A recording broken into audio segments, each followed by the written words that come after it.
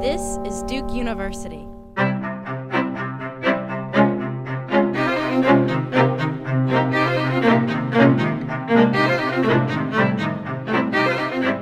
So I am going just to talk about a few different pieces and just a little bit of my story.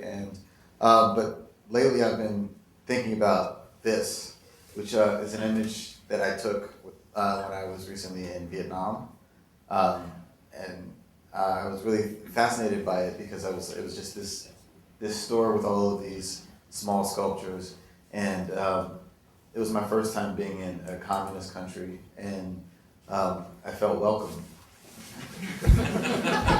There's this weird moment of like recognizing, how far or how little we've come when you go to our former enemy and you see MasterCard, and like then the Buddha holding that. I just found that profound. I haven't figured out how to talk about it or deal with it, but I found it really amazing.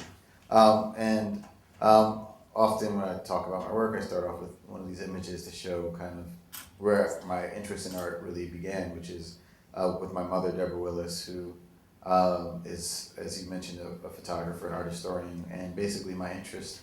I think the greatest thing about growing up with an artist or an art historian in my family is that I never took images for granted.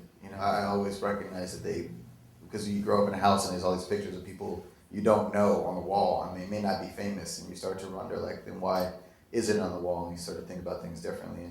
And an example of that is thinking about this.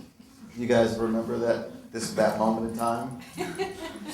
Not too long ago, when the status quo was to have the black man as the champion of the physical realm, and maybe there would be a white man as the champion of the kind of intellectual or power, other forms of power.